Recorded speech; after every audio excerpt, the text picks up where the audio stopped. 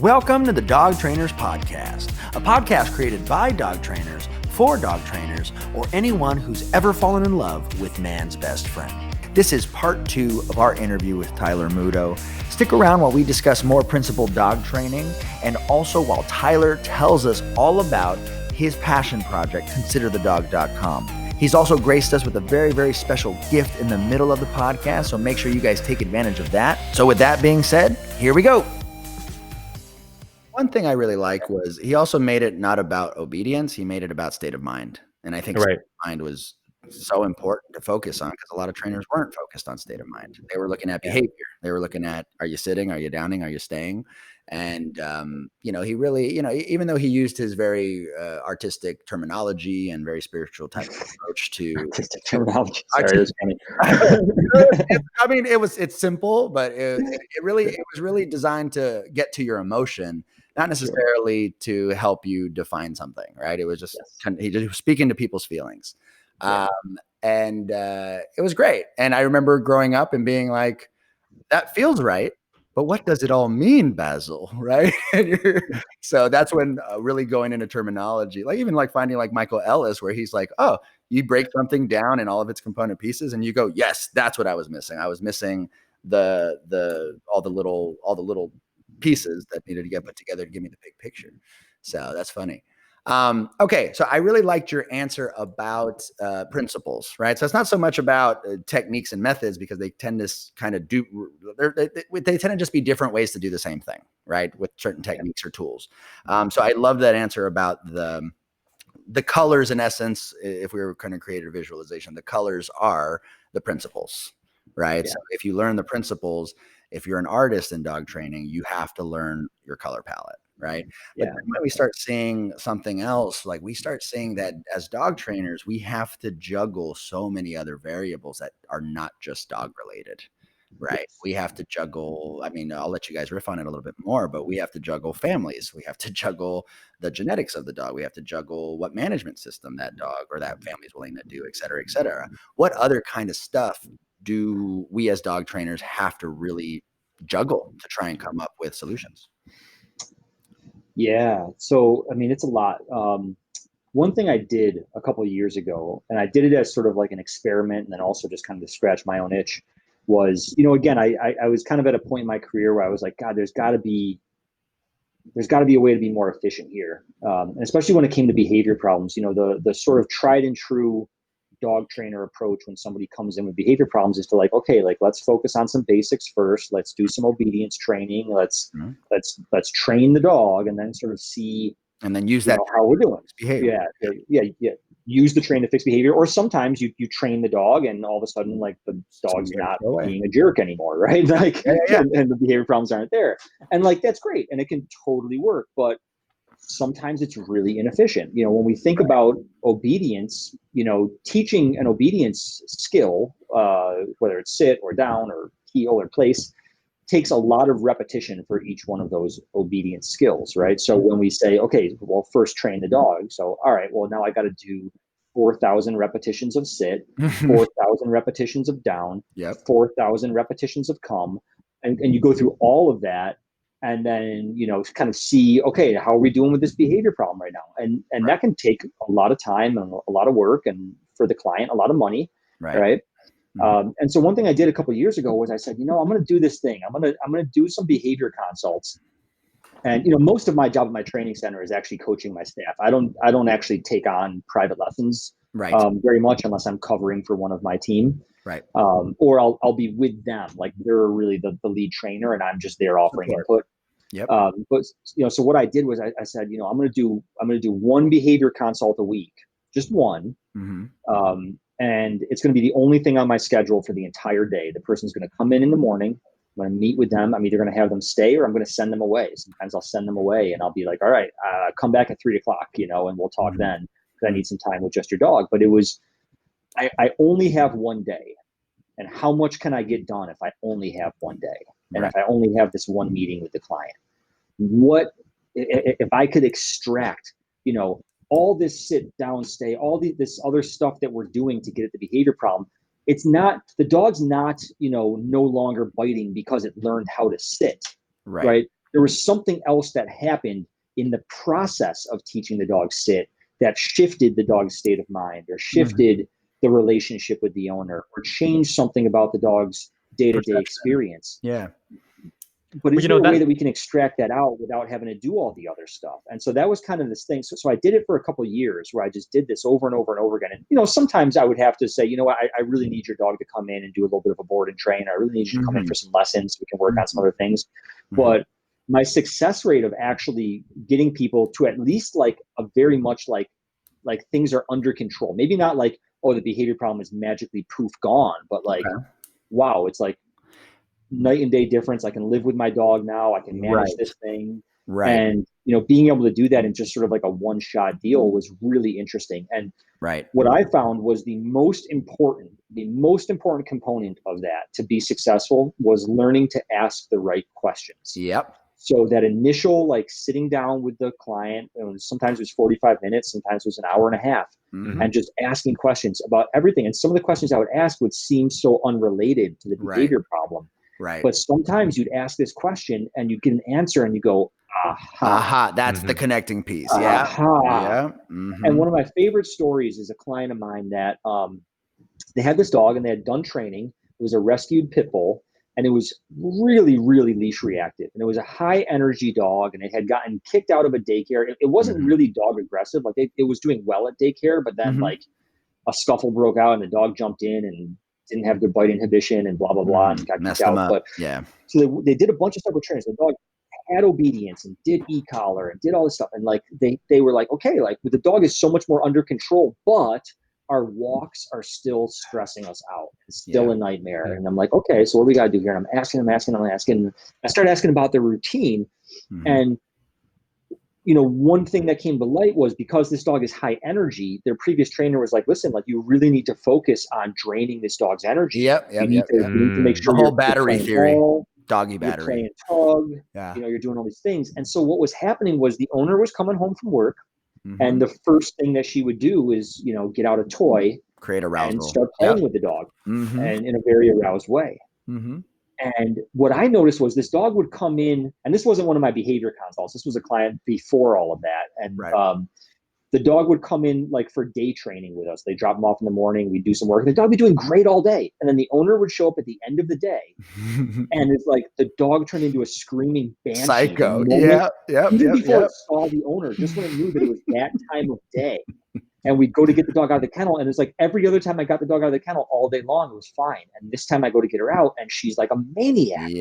And that's when I finally was like, you know, what's your, like, what are you doing? Like, what kind of games do you play? Like, how are you draining this dog's energy? And she's like, well, we get home and the first thing that we do is we go outside and we play ball, or if it's rainy, we'll play tug in the house. And I was like, stop it. Like, just don't do that. Because you don't realize how your dog is interpreting that message. It's not that the playing tug made the dog aggressive, but what I believe the dog was interpreting is, boy, you must really love when I go into this high intensity state of mind, because when you get home from work, it's the first thing you want to do. It's the very first thing you want to do is do this. So you must love this state of mind, right? And that's how the dog is interpreting that information. So I was like, listen, just put all that stuff, you know, maybe it's not, don't ever do it again, but just put it on the back burner for now. Just stop doing that. And exercise her in calmer ways. There's other ways that you can stimulate the dog and provide enrichment and drain energy that are calmer, that aren't so like that, you know, the pupils aren't dilating to the size of quarters. And so, you know, that kind of like, it's sort of a long digression from your question, but it kind of gets to the heart of it, where it's like, okay, this dog was leash reactive, and no technique in the world that we tried was going to resolve that leash reactivity as long as the owner was still doing that activity with the dog and in that timing. You know, and she can play with the dog, but it's just when you do it first thing, when it's like, before I do even, I haven't even taken my shoes off, I cannot wait to get you in this jazzed up state of mind. Well, how else is the dog supposed to interpret that? And so that's when I kind of clicked for me that like, I really need to focus on how the dog is interpreting the world around them. How the dog is interpreting our actions as human beings. You know, you see all the time, like people, they are getting ready to take their dog for the walk and the dog is so excited, right? I'm like, well, I want my dog to be calmer going for the walk. But then you watch the person And you could tell the person is like, they're so frustrated that the dog isn't calm. And the reason the person is so frustrated is because the person really can't wait to just get on the walk, because in their mind, the walk is the important thing. Right. And so what do we have now? We have a human being, right? We have a human being who is being impatient. Right. And that impatience is leading to frustration, because the human being really just wants to get on the walk, yet they expect the dog to be otherwise. Right. When the dog is looking to you for guidance and direction. Right. And so again, you can do all the teaching the dog to sit at the doorway that you want to. But until you realize that you are also being impatient, that you are also, instead of focusing on what we're doing in the moment now, you're focused on being on the walk. Well, why do you think the dog's so excited? Because the dog also thinks that getting ready for the walk isn't important. They just want to get on the walk too. Right. Well, how can I tell my child that they can't have ice cream if I'm licking an ice cream cone in front of them? Right. Good point. You know what I mean? But that's what we do with our dogs all the time. I don't want you to be aroused, but the first thing that I'm going to do when I get home from work is get you aroused. Yep. And then you become a trigger for your dog. Like your dog is classically conditioned to think you want something. You become the equivalent of a doorbell, right? And it's all that, but what does it really boil down to? Like you just said, classical conditioning, right? So there you go. Coming back to like, what do we need to understand? Well, we need to understand principles. Good point. You understand classical conditioning as one of those principles, you can put all that together. Right. Right. It's always funny. One of the biggest complaints, as I'm sure as you get as a dog trainer, it's like the biggest complaint is the dog's always perfect when you're around. Yeah. When you're around. Yeah. You know? Yeah. And that's the classical conditioning of the relationship. Right. You know, what's funny? Sorry. I put it to somebody away one time that I just kind of liked, and it was just, it was a riff, but it just made sense in my head at the time, and it clicked with him. And it was because you started, Tyler, by talking about how do we get to kind of how do we go from like, okay, the dog learned sit and the dog learned down, and yet this other issue went away. How does this equate to that type thing? Right. So something that I really try to get through to an owner's head, because of course, especially when we talk about something like that scenario where the owner doesn't get it, like, why can't I rile up my dog first thing? I just want them to be happy. I just want to exercise them. And they think they're doing the right thing. And I can appreciate that. But what's important, I think, to really help them understand is, and it kind of addresses both of those questions, is when you're teaching a dog something, it's not like teaching a dog to sit or lay down fixes things. I've met a million dogs like this one, that know their obedience, but can still be reactive or still be anxious in the crate or still be whatever the case. The key is getting the owners to really key in on the aspects of whatever they're doing that maximize the benefit of that. Like, helping them understand it. And the example that I used was this. When I was living in LA, my little brother wanted to go to the gym with me, and I go early, like real early in the morning to avoid traffic and all that. So he comes to me and is like, hey, can I go with you? So I say, sure, fine. But just so you know, I go really early. And he's like, okay. So, okay, day 1, I wake him up, we go, no problem. Day 2, wake him up, we go, no problem. Day 3, he's reluctant, but we go. And then day 4, he's like, I don't want to go. So I make him go. I'm like, no, get up, let's go.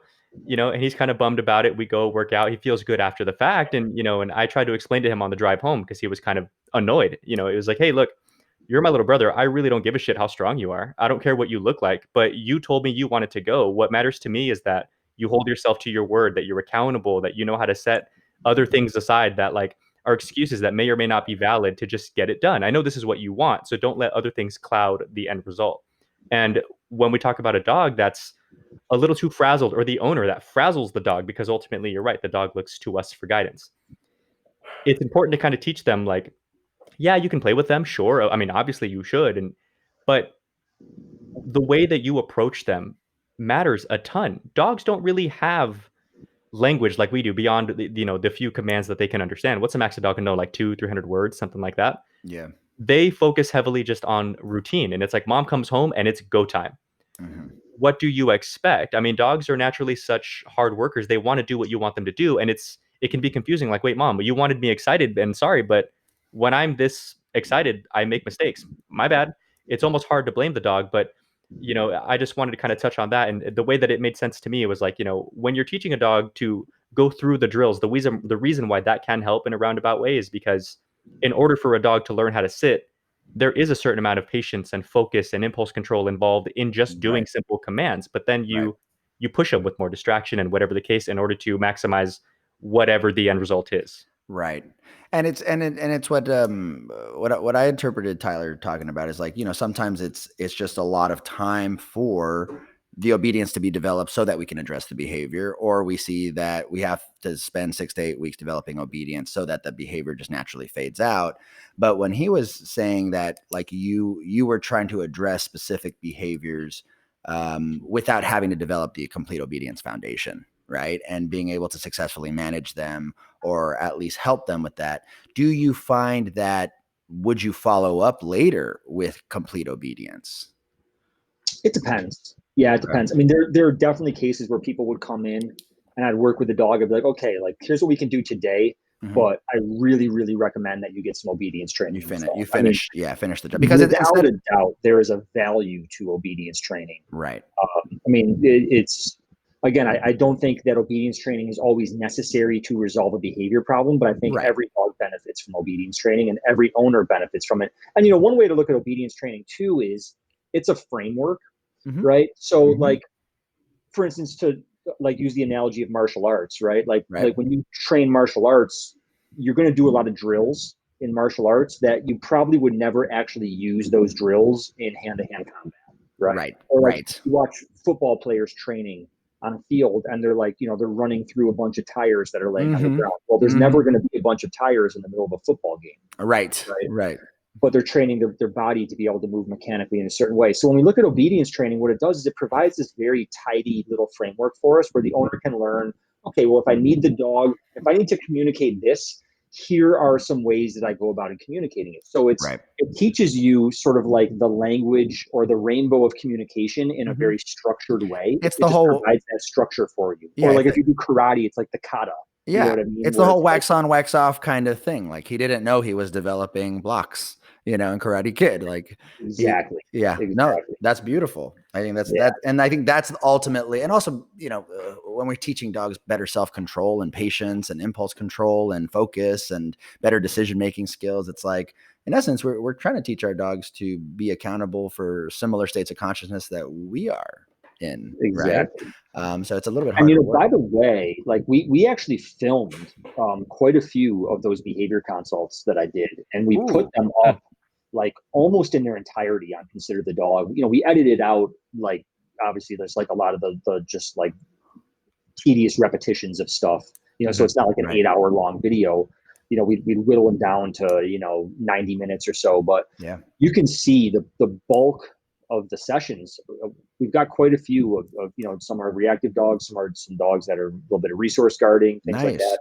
And we've actually got them up there on Consider the Dog, which is really cool. Would you mind telling our audience a little bit about Consider the Dog? Oh yeah, it's something I'm really proud of. It's a cool website. So it's basically an education platform. It's all video based. We have a bunch of free stuff that's on there, and then there's basically 3 tiers of content. So we have stuff that's free, and then we have a monthly subscription. It's like a membership. And it's, you know, pretty inexpensive. It's $14.99 a month, which is not too bad. Cool. And that gives you access to like Netflix. Yeah, basically. Yeah. It's like, you know, the bulk of the content that gives you access to that. And plus, you know, with membership, we have like a private Facebook group, and I'm very active on there. People ask questions a lot. Cool. And we do other things like that. And then we have some content that's a little bit more robust that we call like our premium content that members get a discount to, but it does require extra purchase, such as like the e-collar course I produced. It's a 7.5 hour long course. We put hundreds of hours of editing into this thing. I mean, it's really intense. So we have a few videos like that are like our premium content, and our members will get 20% off. But basically it's all videos, and it's myself and then some of my friends from around the country that are trainers. You know, I didn't want the site to be all about me, because again, I'm really big on people being able to learn different styles. I am not the gatekeeper to all that is true in dog training. I mean, I have opinions about things. I have ways that I like to do things. My way is not always the best way. It may not always be the right way. And that's sort of like the culture that I wanted to create on there. So we've invited people like, for instance, Sarah Brewski is one of our contributors, and she's primarily a reward-based trainer. She doesn't use any sort of correction at all, really. But she's mega talented and really cool person. And so, you know, we wanted to be able to expose people to a diverse, you know, a diverse sort of group, or a diverse, like a good menu, like have a strong menu. And like, you know, figure out what works for you. Right. And so, so So that's basically what it is. I own the site, and so there's a lot of my content out there because I'm fortunate enough that I employ a video person on my staff. So I've got somebody to run a camera for me and do the editing for me. A lot of dog trainers don't have that, and if I had to do it all myself, I certainly wouldn't be able to put out the amount of content that I do. Right. And yeah, so it's cool. So a lot of my stuff that I have on there it's really rough. Like it's really like behind the scenes. So a lot of the stuff that's like on the like available to our members, it's pretty raw. We edit it down just for like so that it's not too boring to watch. But we're not. It's not like polished, planned out dog training. This is like I got a client coming in. I don't really know what's going to happen, but let's just roll the camera, and if it seems cool, we'll end up putting it on the site. And then I do have stuff on there as well that is planned out and outlined, and we got the shots we wanted and we put it all together. But there's a lot of pretty raw material on there, which is really cool for people to see, and then they can go on the Facebook group and ask questions about it, and we do some live chats and stuff like that too. So yeah, it's a great website. And that's amazing. It sounds like a great platform. And now, is it designed for dog trainers? Is it designed for dog owners? What kind of separates you from, let's say, like a Leerburg, right? The main thing that separates this site from Leerburg is it's really geared for pet dogs. Got it. Geared for like behavior. I mean, we do have some obedience stuff on there, but there's a lot of behavior stuff on there. Whereas Leerburg is really targeted towards the like sports, the working dogs and things like that. Right. And I love Leerburg. I mean, I enjoyed so much working with them and producing with them. And I was actually supposed to go out there and do another seminar on leash reactivity this summer. And then we were going to film it so they could update the course I have with them. But then this whole COVID thing. But so I still have a great relationship with them. They're really wonderful people. But I wanted to create something like that. And then I wanted to create something that was a little bit more accessible. So the monthly membership is like, it's really inexpensive, and it gives you access to so much content. We actually often will put up, like we just put up a whole course, for instance, from Sarah Brewski on how to get your dog started with the disc dog sport, catching Frisbees and stuff. But it's a really like introductory course that anybody can do. I'm going to watch that. I'll totally see that. It's really sweet. She did a wonderful job putting it together, and it is ultimately a premium course. I mean, it's about 90 minutes long. But for our members, we like to do things to sort of, thank them for their loyalty. So, we make it available to our members for like the first month that it's out. And I've got some stuff on there. Like I did a course. I have 2 courses that are available to members right now that are ultimately premium content. But again, we love our members, so we like to reward them. I have a whole course just on resource guarding that we produced earlier this year. And then I have a course on counter conditioning. Both really nice, well put together courses. And so we do stuff like that where, ultimately it'll be something that people have to purchase extra. But for those people that have been with us, that are already members, when we first launch the course, a lot of times we'll make them available so people can view them and check out the material and whatnot. I love that. It's pretty cool. It's nice. Yeah, I'm honestly, as soon as we're done, I'm going to go sign up for a premium account, because you want to know what's funny. It's there's been, I've had a lot of mentors myself, and it's great to do 2 things when you watch other people's stuff, like, and you pay for the content that they've taken the time to produce and put out. 2 things happen. You either go, good, I was doing that well already. Good. Yeah. That's affirming. And then the other one is kind of like it's elevating. And the other one is you see something that you're like, oh shit, that's huge. Like this is the same thing with your leash reactivity video. When I was doing a majority of that video, but the big game changer was the manufacturing of cutoff cues. I was just like, wow, okay, that was a huge game. And it also changed the way I looked at that particular behavior, and it just made me that much better of a dog trainer. So I guarantee, like, if you watch the course on counter conditioning, it's called the 10 keys to counter conditioning, and I really like the course because we broke it down. It's all broken up into individual videos, so you can navigate it easily, and it literally is, here are 10 things that will make the difference between successful counter conditioning and unsuccessful counter conditioning, and I break it down in a really concise way. Love that. And I guarantee you, no matter how long you've been training dogs, I guarantee you that you'll pick up at least one thing in that video that you were like, wow, I can probably speed up my process. No, I love that. Maybe that's why it wasn't working for me when I tried it the other day. Yep. And it's things that most people have never thought of. And by the way, it's not all stuff that I invented. It's stuff that I stuff you gathered together over the years, from other people. No, that's amazing. And I think that's the big thing. And this is one of the things, like 20, 30 years ago, this idea of going to another dog trainer and asking them or paying for their advice was kind of like weird. Like everyone had their egos into their business or into their methods. And, I've been doing this for 12 years and, people come to me and pay me for my experience, but man, I'm more than happy to learn as much as I can. I can't tell you how many Learberg videos I have, so me too. yeah, me too. Right. And this is ultimately what, becoming a professional dog trainer should be. It's us striving to be better, striving for us to help as many more dogs, because I think you have a similar background story, but like for me, I started in dog shelters. I started really, the purpose I got into dog training was to prevent dogs from having to die in shelters. Right. Yeah. And that's a huge motivation for me. And it still is a huge motivation for me. And there's a lot of people, especially in LA, where we're at, there's a lot of homeless dogs. And there's a lot of dogs who are in our shelters. We have about 6 city shelters and a few county shelters that are completely packed. And it's nuts. So awesome, man. I'm super excited to sign up for Consider the Dog, right? ConsiderTheDog.com. What's the website?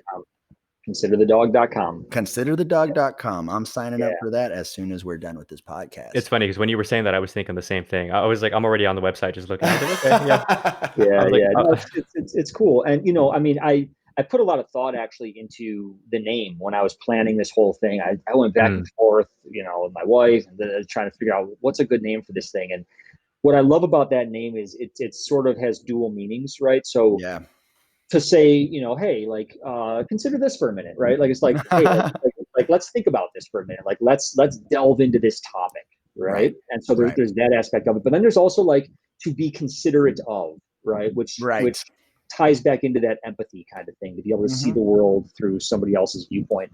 Actually, one of my favorite videos that I've ever produced is on there. And again, it was a very impromptu thing. We had a dog in for training that was a pot cake dog, one of these dogs from the Caribbean that's like feral. And, had a little bit of a bite history, or actually don't know if she actually had bitten anybody yet, but it was, it was obvious she escalated to that point. Yeah. Obviously very fearful dog. And, she had just come in, my staff was like, hey, can you help us? We just want to, have some direction what to do with her. So I was like, all right, let me get her out. And we just decided to, roll the camera. And I didn't have a plan for what I was going to do, as we've been kind of talking about. I just sort of let things happen. And it's just my first session with the dog. Well, you can see how things evolve from this dog snapping at me and growling to this dog, I'm laying on the floor with the dog. And she's Is that the one where you're hugging her? There's like a point, or like you're really down low on the ground. I remember. I think I saw a snippet. Yeah, I think it's a free video. I think it's even on YouTube. Yeah, I don't think it's behind the subscription. I think anybody can go on there and watch it. In fact, I can pull it up right now so I can get the title for people. Yeah, if they wanted to check it out. Yeah, I think I saw a snippet. I believe. Yeah, let me just pull it up real quick here. But you were talking about like we have to pay attention to how she's feeling, and I need to generate the energy that I want her to feel. Like you were saying something along those lines. I remember. Yeah, it's a really cool video. It's maybe like 15 or 20 minutes or something like that. Let's see here. Pretty sure it's in the free videos section. Let me just scroll back. Apologize, guys, for the delay, but it's totally worth it. It's totally worth it. It's a really cool video. Yeah, it's called Connecting with a Fear-Aggressive Dog. And it's about 14 minutes long. And it's just a session with this dog. She was a really sweet dog. It just kind of shows how I go through sort of assessing what's going on and then just sort of playing around and seeing where things go. And it worked out really well. And there's a lot of stuff on it that's like that. I have another video on here. It's free. It's called Connecting Emotionally with Your Dog. And it's from a seminar I taught where, the way the person was praising the dog didn't really match the way the dog was feeling about the situation, things like that. So there's a lot of cool stuff on there. It's a fun website, and I really enjoy it. And that kind of shows a lot to, again, that matrix of knowledge, is because, again, people are so focused on the physical behavior, being able to focus on the state of mind, being able to focus on, what it is that dog needs, at least in that lesson, right? Like so many times I work with insecure rescue dogs who are shut down for the first 3-4 days. And, you know, the way that you treat them in the beginning is very different than a week later, where they're peppy and bouncy and goofy and they feel comfortable to start pushing your buttons a little bit, right? So we kind of start seeing that. But I think it's this is a term that, you know, that Mariano says a lot, but he goes, dog training sometimes is like a moving target. Yeah, all the time. It's always a moving target. And it's like you're trying your best to, as it's evolving and as the dog's adapting and as the environment's changing, you know, again, there's we kind of to kind of bring it back to our original question, there's like all these variables that we are trying to balance in dog training, that it's a moving target. And when you have a living, breathing, thinking creature, sometimes they actually, you know, they keep you on your toes. And I think that's the beautiful part.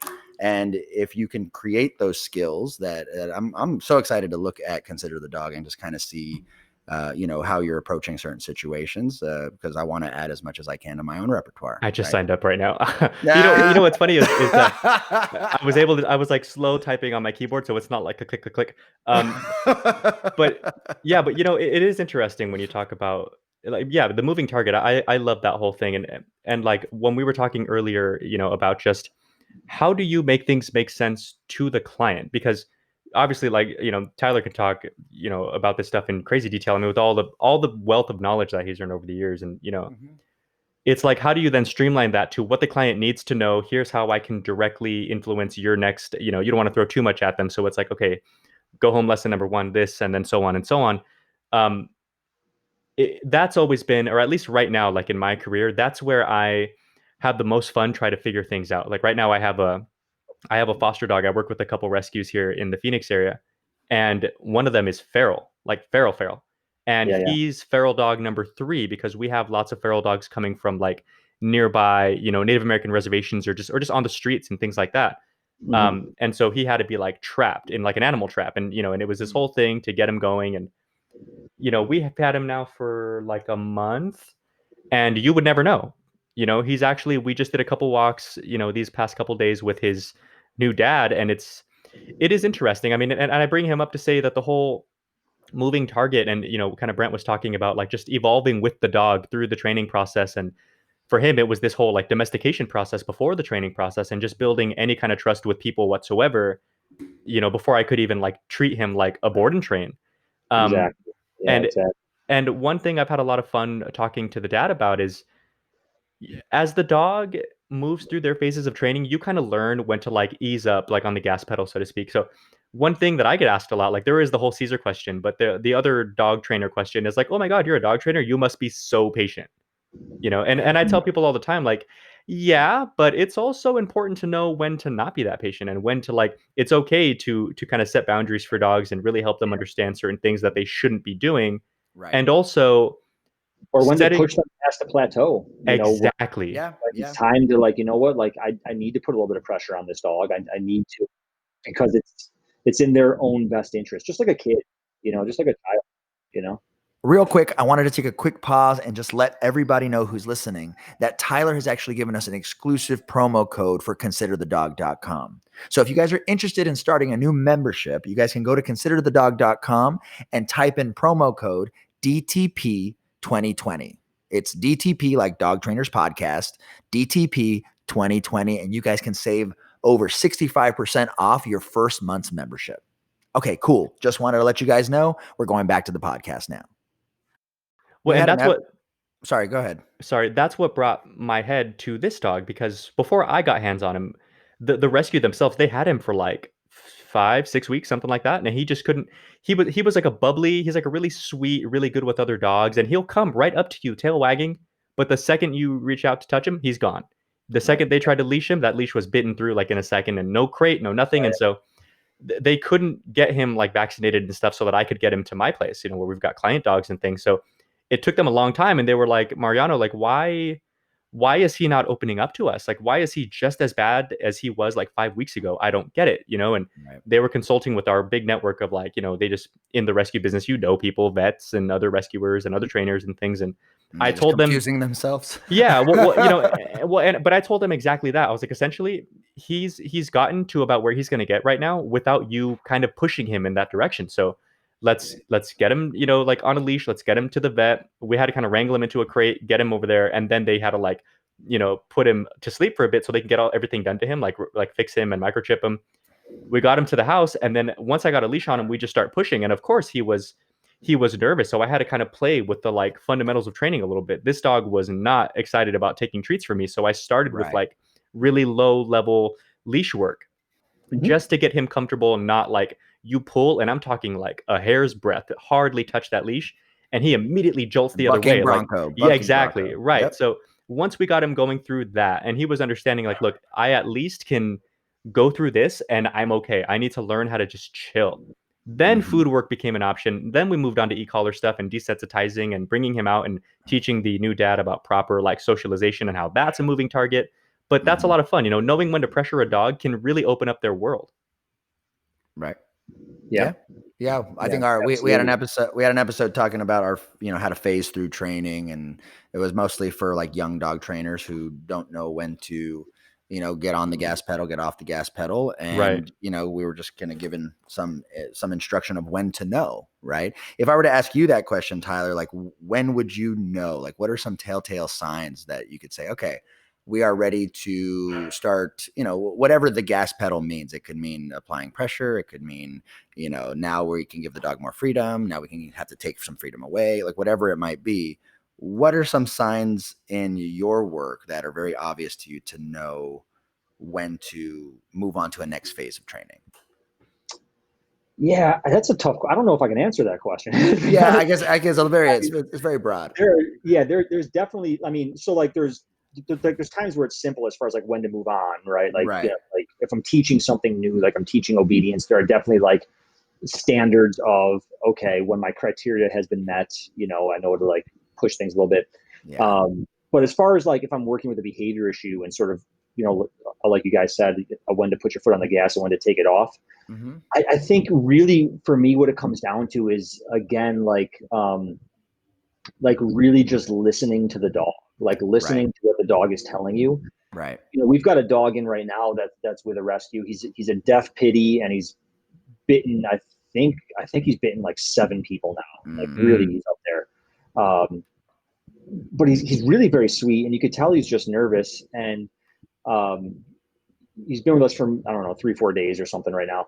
Right. And you know, all we're doing right now is just, you know, I feel like he's gotten to where he is because, again, he's deaf, so he can't hear you anyway. Yeah. And the average person, by no fault of their own, it's just not common knowledge, doesn't really know how to really use their body in a very intentional and clear way with a dog. Right.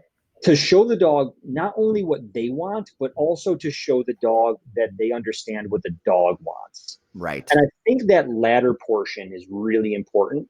And you'll see a little bit of that in that video that I was just talking about, the connecting with a fear aggressive dog. You'll see a little bit of that where I very purposely will do something where I'll, like, for instance, turn into the dog with a little bit of spatial pressure so that the dog can say like, oh, hey, that makes me uncomfortable. And that I can go, oh, that makes you uncomfortable. Oh, so sorry. I'll back off. And the dog goes, holy shit, you listen to me? Yeah. Right? To give them some control back in the situation.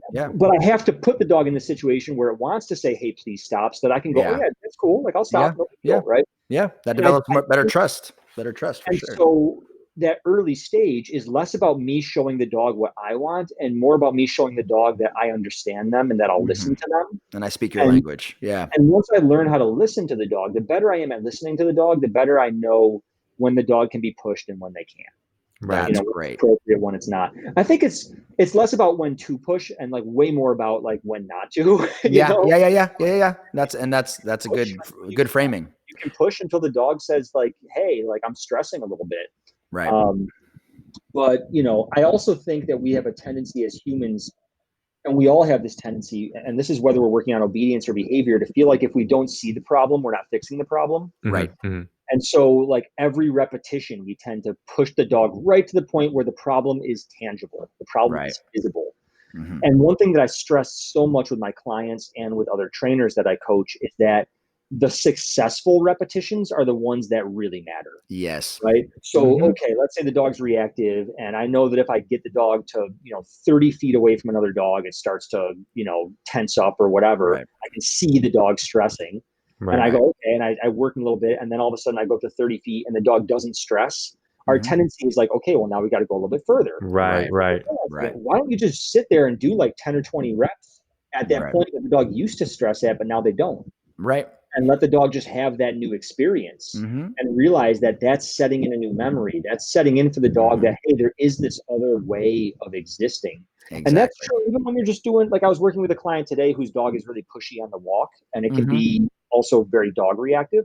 So we were working on teaching the dog to walk behind us, which is something that I love doing. And, we're kind of doing like a starting and stopping drill. So you come to a stop and, you obviously don't want the dog to go in front of you. And, are you using leash or e-collar at the time? Neither. Actually. Oh, cool. Neither. Yeah. I have my secrets. Okay. You gotta pay for that. Honestly, right on. We use a lot of spatial pressure for it. Nice. Okay. Pressure. And then one of my favorite tools for teaching dogs to walk behind me is actually just a squirt bottle with water. Cool. It can be, if you know how to use it right, it can be an extremely effective tool. Right. And really easy for the owner to use. Like no technique necessary kind of thing. So, we do a couple reps and the dog gets a correction and then the dog does good. And I was like, okay, cool. So now, like, I want you to just keep taking one step and stop and one step and stop and just let the dog do good. Like, don't move on from this. Let the dog realize that, hey, wait a minute, when I stay behind you, like there's no little squirt of water on my nose. Oh my gosh. But if we never let the dog have those experiences, they just think, oh, okay, so this is what happens now. Every time you stop, you squirt me on the nose. Okay, great.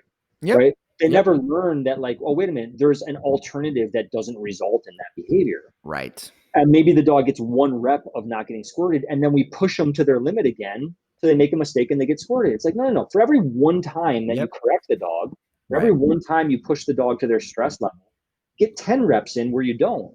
Right. You know? Condition that. Yeah. So that's kind of for me the, like, okay, so I got all these successful reps in. Okay, so now let's push a little bit. All right, we pushed a little bit. Now let's back off. Let the dog feel the success. Okay, we push a little bit. Then we back off. Let the dog. I like the dog to win a lot. Yes. I like the dog to learn where their advantage is. That's something that, Bart Bellin used to talk about a lot. He says, every dog is going to do what's in their own best interest. You have to help the dog learn where their advantage lies. Right. And so often we don't do that. We just push them to their limits over and over and over again. And the dog's always under stress. He's always under stress because we're always pushing. Always. Yeah. The key to successful use of punishment, for instance, is not the punishment itself. It's when the dog learns how to avoid it. Yep. Right. And the dog those reps in where they can consistently avoid and get confident in their ability to avoid. Yeah. And that brings up a good like rough kind of estimate that because I like that a lot. A person that I trained with here in Arizona is Sean Thomas, and he's a good dog trainer, and he owns a kennel here in Gilbert, Arizona. But what was really amazing to watch was he's amazing with like Schutzen work, and his personal dogs are just on point all the time, and he runs like a club out of the like after hours out of the kennel, and the way that he breaks it down to clients is he'll draw on a little whiteboard. He'll draw like a triangle and he'll kind of split it into like 10 little segments with a marker. And he'll say, okay, so here's people's problems when it comes to dog training. We're talking like the average owner. The bottom of the triangle is obviously the biggest and the top is the smallest. And people's goal is, I want my dog to stop reacting to other dogs when I walk on a leash, blah, blah, blah. And he comes up with this end result, and he puts a little dot at the top of the triangle. And he says, they always seem to undermine the importance of the foundational work, which naturally in the triangle is the biggest part. They just want to, and he would draw little things like plus, plus, plus, plus, minus, plus, plus, however many of those fit within the bottom, segment of the triangle. Let's say it's like 10. And he would kind of make it a point to be like, look, each and every one of these repetitions, good and bad, are valuable. They're learnable moments for the dog. But there is kind of that point of like diminishing return where if your dog is failing more than they're winning, you're doing something wrong. You need to back up. Yeah. And you need to slice thinner segments into the triangle and really start to figure out and dissect what is the variable that's giving you trouble right now.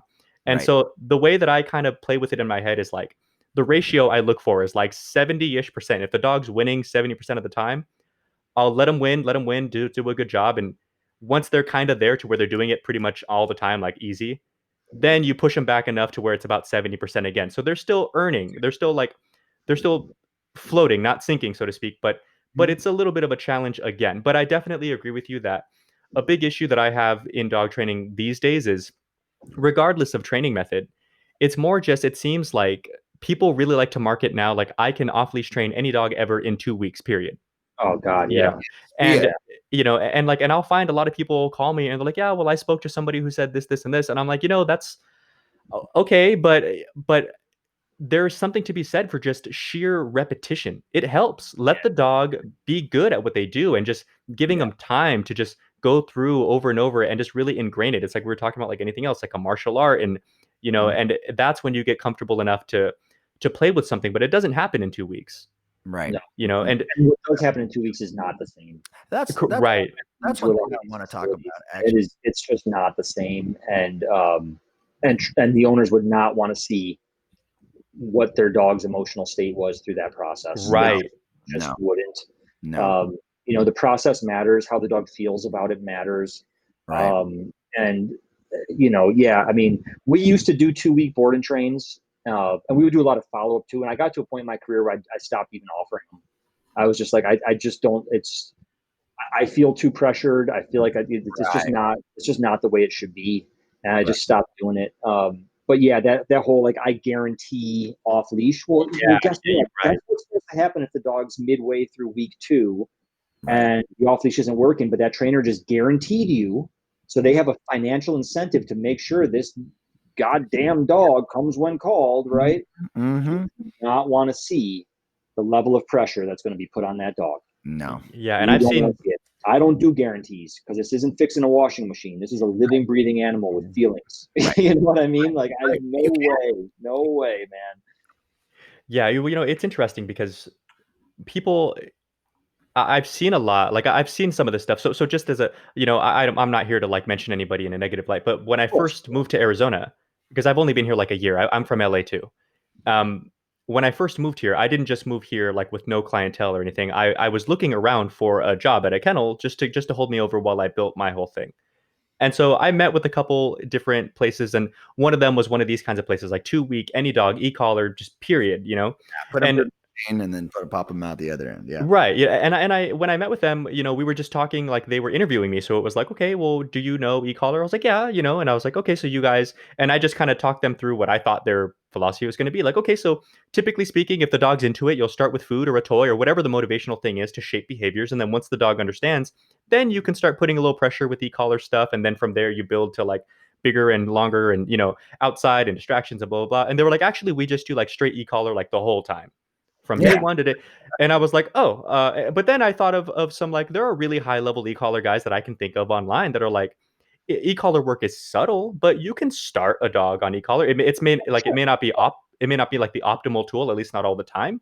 But I'm like, okay, so that's doable. Okay, no big deal. I'll get to sharpen up my skills. It's been a little bit, since I've had to do like that. But they were like, yeah, we're really not too much like into the food stuff. Like, we want the dog to be 100%. Like, the guy was kind of like hard with his words and everything, and I was like, yeah, but how can you guarantee that in 2 weeks? And we were talking like one of the owners, this is after the fact, one of the owners that I spoke to that were considering this person but ended up training with us instead, was their dog was like 4 months old. It was Adobe from Germany, 4-month-old dog, and they guaranteed him in 2 weeks. And I was like, yeah, that's bullshit. I'm sorry. I don't care how good these trainers are. I wouldn't trust a 4-month-old dog on an off leash for anything. Right. At that point, it's just like proper parenting. Dog, like their brain's not even fully developed. Exactly. No, you're gonna mess them up. I actually had, funny enough, Doberman, 4 months old. One of the guys, I had a friend who invited me over to their friend's house who lived out here at the Venice Canals, and he knew that I was a dog trainer and I was coming over. And I said, oh, maybe we can talk dog training. Turns out the dog just came back from a 2-week boot camp. And the dog's 4 years old or 4 months old, still had posts in his ears, right? Or her ears, right? And the dog, he's like, oh, he's so excited. He goes, the dog just came back like 2 days ago. We're so excited. Brent, tell me what you think. So I look at the dog. Now the dog is barking and screaming at me at 4 months. She is pissed that I'm in her house. Barking, really stressed out. Just if I come close to her, she's like running away. And in the midst of this, he says, he goes, tell her to do something. So I'm like, no, dude, your dog's stressed. And he's like, oh, fine. He goes, lay down. And she lays down immediately, very robotically. And she's still barking at me. Mm-hmm. Right. And then he says, come. And then what she does is she ends up kind of doing like a side, doesn't want to take her eyes off. Doesn't want to turn around. Yeah. Show me her back. Because she comes immediately while she's not even looking at the owner, still engaged on me, and come. Yeah. And so it just to go think about how much pressure was put on that little tiny puppy just to get a result. Yeah, exactly. And, you know, I mean, I have friends that do 2-week board and trains, and it's not to say that like no dog can ever become off leash trained in 2 weeks. Right. Like for sure, there's some dogs that are smart as a whip and they pick up on it quick. Yeah. But this whole like any dog, right, regardless of anything. And again, even like not all guarantees are the same. I've got colleagues that do guarantees, but it's like follow up. It's a very open-ended guarantee. You know what I mean? It's not like, there's follow up involved, right? But yeah, I mean, there's definitely some stuff out there for sure. I mean, I did a workshop at a place that it was one of these places that do like, any dog 2 weeks, and they had, I don't know, half a dozen dogs that were all slated to be done within like a few days of the seminar I was teaching. And I was like, all right, like bring out the next dog and show me what the dog knows. And what they said the dog knew and what the dog actually knew were two very different things. Right. But every single one of these dogs, I mean, so like, well, perfect example, like this one young lady, she'd bring out a dog. They've got this like box in the middle of the room that they were teaching dogs to place on. And she'd go place, and then she had the e-collar, so she'd stay place and press the button like basically at the same time. And then she, used the leash to kind of get the dog up on the place. And I was like, okay, cool. So like this dog's like just starting e-collar. She's like, no, this dog goes home in 2 days. And I'm like, what? I was like, well, okay. I was like, for now, like stand still, don't guide with the leash, and just stay place. And when she did that, and the dog had the slack on the leash, you know what the dog did? Go the other way. He tried to run. Yep. Yeah, he tried to get the hell out of there. Did she? Sorry, can I just ask? So she didn't move, but did she jump on e-collar pressure? Oh yeah. Right. Oh yeah, and he tried to run away. Okay, yeah, that's one. That's a gripe that I had. Go ahead. Sorry. I made them take all the e-collars off the dogs for the workshop. And we just reworked all the dogs without e-collars. Nice. Because the e-collars on the dogs were just so stressed out, and I was like, I can't. This is not workable. Like I can't do anything with this. There's nothing. I can't help you fix this. What were you there for? Just to lecture, to guest, to teach, to enrich? It was like a 3-day. It was like a 3-day hands-on workshop with a group of people, and we were going through basically dog by dog and just giving pointers and teaching how to improve their skills. Yeah. Awesome. That's great. Like kudos to them for like actually taking the time to invite someone in. Yeah. Some of the stuff was bad. Like it was bad, but that's how they had learned from the place that, ran the company. And I was just like, wow, like this is, oh my gosh. Like I feel horrible for any dog who's here right now. And what was so alarming was they didn't see it. Right. They didn't see the stress. And my friend Chad Mackin always says, normal is what you're used to. And they were so used to seeing dogs that were like on the verge of shutdown that to them that was normal. Like to them, they thought these dogs looked good. It's like learned helplessness is normal. Ready to go home. Oh yeah. Oh my God. Don't get me started. This looks good to you? Yeah. Holy Christ, man. Yeah. And you know what's so funny? It's, I mean, again, starting in a Keeler method, that I remember those days. I remember those days where, avoidant dog was an obedient dog, and it just gets to this point where you're like, it just doesn't make sense anymore, or it doesn't feel right anymore, know?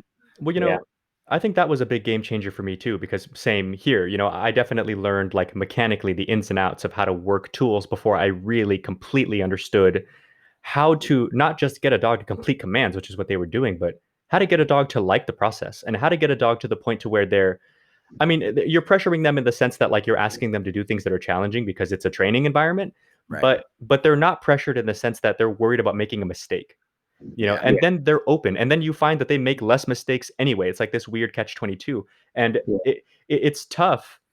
It's tough to teach that kind of thing to someone. It's like, push the dog. Yes.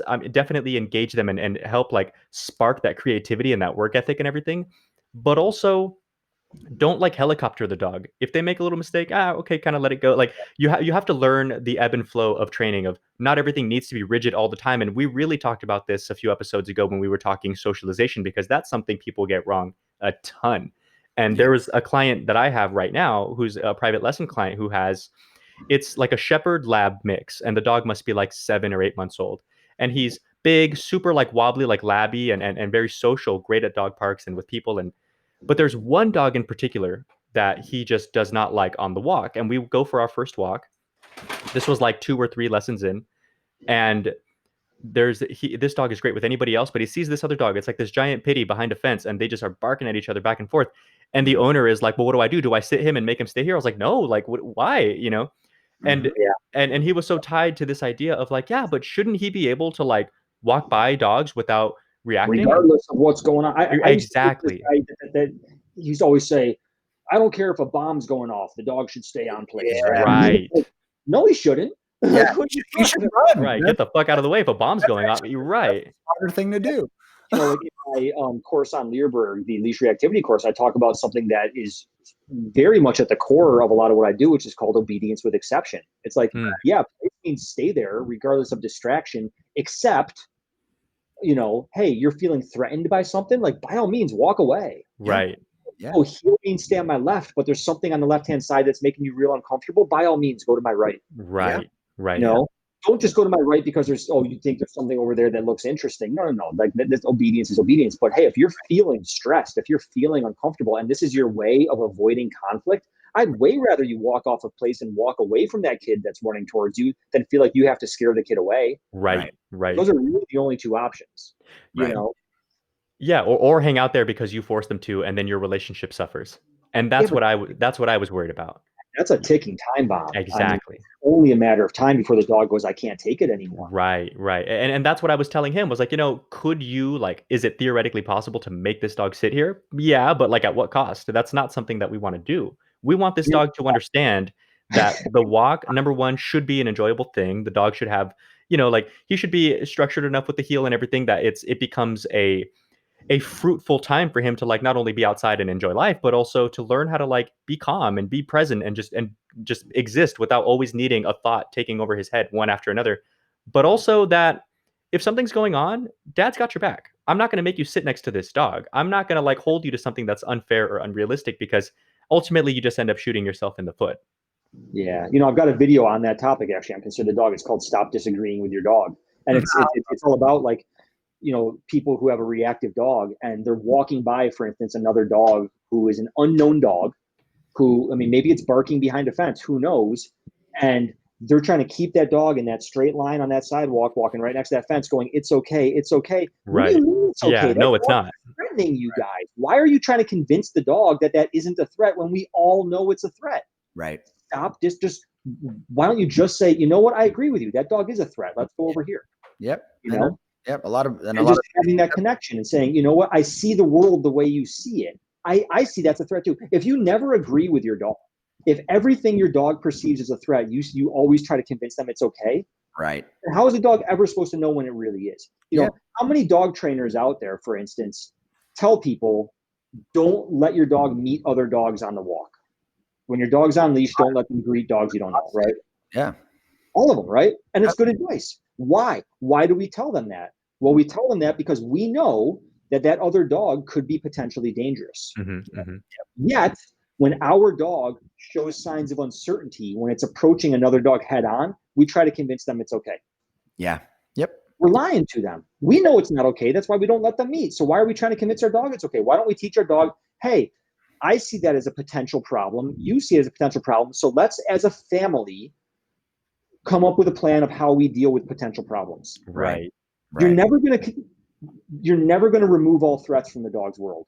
No. You're never going to remove all things that make the dogs feel uncertain. So you have to say, when you do feel uncertain, here's a healthy way of dealing with it. Right. And when we talked earlier, dog training doesn't do that. They just say, no, but you're in heel. So regardless of whether you feel uncertain or not, you got to stay in heel. And the dog goes, well, then my only option is to bark and lunge and make sure that dog doesn't come near me. Yep.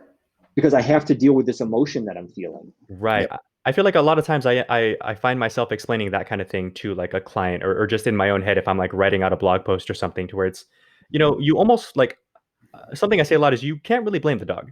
Considering the circumstances, I would probably do the same thing.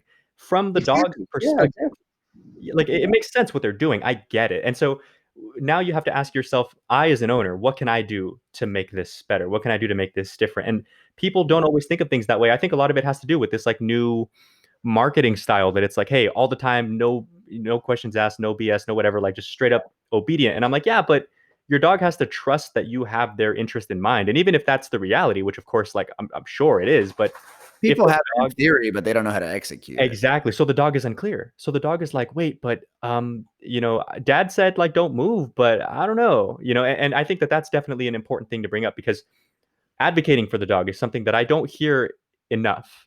Or sometimes I'll hear it, but people get confused as to like, well, if you're supposed to advocate for your dog, then how can you also pressure them within a training program? I'm like, well, of course I have to get toward the objective. What training is, the dog needs to learn how to be less reactive or more stable or more focused or more patient or whatever, or just generally trained. But that's not the same thing as when stuff is really just outside of the realm of like, okay, this is acceptable, I need you to just hang out and chill.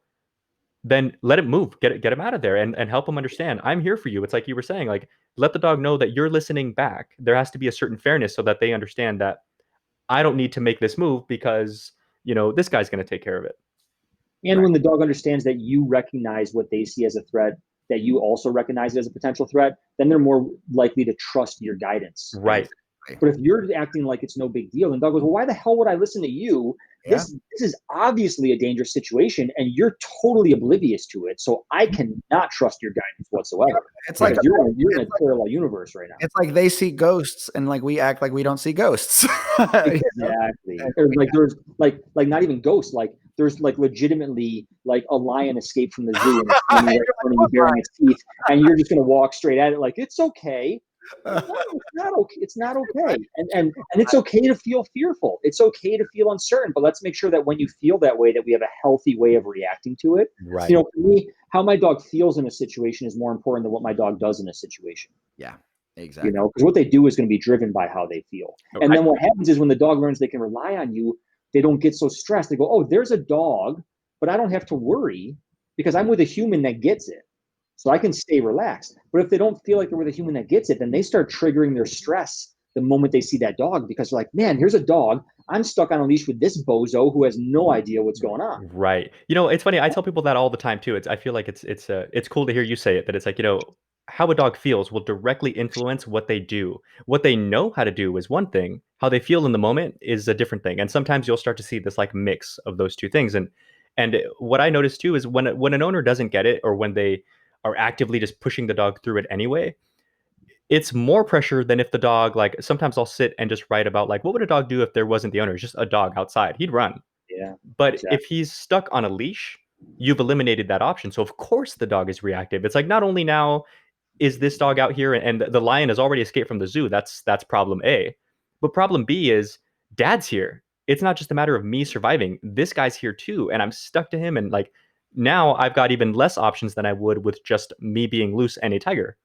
I'm stuck to this guy who thinks that this lion is a pussycat. Exactly. You know what I mean? Mm-hmm. And that's just a huge part of it. And again, it just comes down to seeing the world through your dog's eyes, right.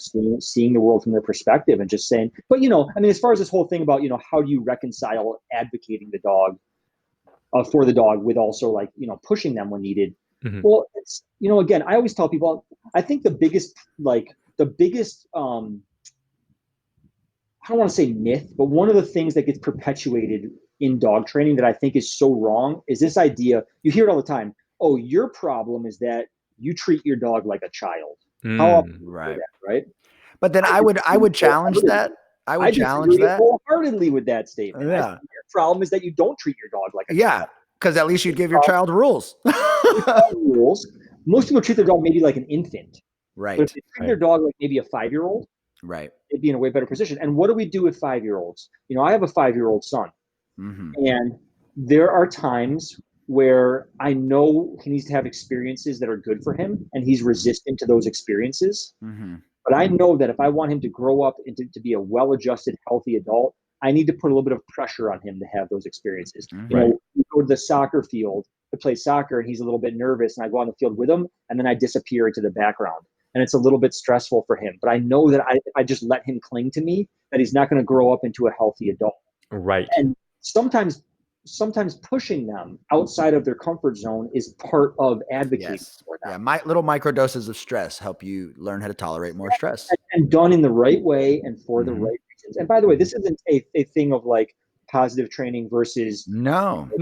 This is psychology. This is psychology. And even good positive-based trainers know this, because positive-based training can come with stress too, right? And the best positive-based trainers know this, that you have to sometimes ask for more, and sometimes that's going to be stressful, right? And so there's nothing that's incongruent about those two things if you're approaching it in the right way. Right. And that's what I try to tell people is, it's training by its very nature, just like schooling it's going to be stressful. Just change in and of itself is going to be stressful. Dogs are creatures of habit, just like us, even if the whole process is purely food-based. I mean, one thing that I wanted to touch on, because we talked about board and trains a while back when we were talking about like the deaf dog and my feral dog and stuff like that, was it's just for younger trainers to be clear.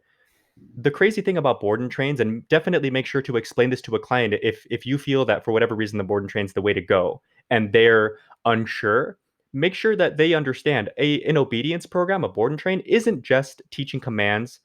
There's all the stuff that you need to do on the back end just anyway, frankly, but that help the dog, kind of through osmosis. Like the feral dog, just having him in the room with the other dogs in their crates, just being around, just going on rotations with other dogs, just going on walks. And even if like before, like these days he plays in groups, which and everything is fine. But before all that, just feeding all at the same time and seeing that, oh, this is kind of what the routine is. And you see him start to find his little place in there, so to speak.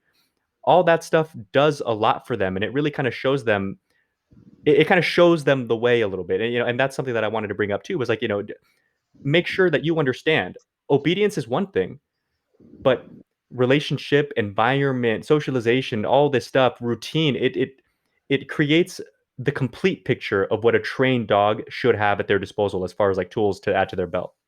Yeah. All righty, guys. We want to thank everybody for listening to episode 17. We have our special guest, Tyler Muto, here on the Dog Trainers Podcast. We want you guys to make sure you guys follow what he is up to and what he's doing. So go ahead and check him out on Instagram at Tyler_Muto. Or also check out his project, Consider the Dog, at consider_the_dog. And go ahead and check them out at considerthedog.com as well, where you guys can get a lot of great content, some of it free, some of it paid, but you guys will definitely have a lot better insight in dog training approaches. If you guys have behavioral cases, I think that will definitely give you guys a huge upper hand in learning how to deal with those specific cases. Again, Tyler, we want to thank you so much for being here on the podcast.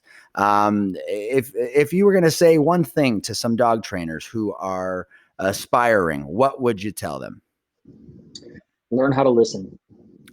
Beautiful. Yeah, learn how to listen to the dogs, to the clients, to your teammates, your staff, your wife, your kids. Learning how to listen. That's the only way we learn, right? Thank you guys so much. If you guys liked this podcast, please go ahead and like us, whatever platform you're on. We are on all major podcast providers, and we're also here on YouTube. So please leave us a comment and subscribe. If you guys have any questions, please go ahead and write us at dogtrainerspodcast@gmail.com. And also, last but not least, we're going to go ahead and make sure you guys add us to the UNTAMEDDOGCO on Instagram or CANISBEHAVIOR on Instagram. Again, thank you so much to our special guest, Tyler Muto, and we hope to have you back soon one of these days, man. Yeah, I'd love to. Just let me know. All right. Really appreciate you, man. You have a great rest of your night. Have a good one, man. Thank you.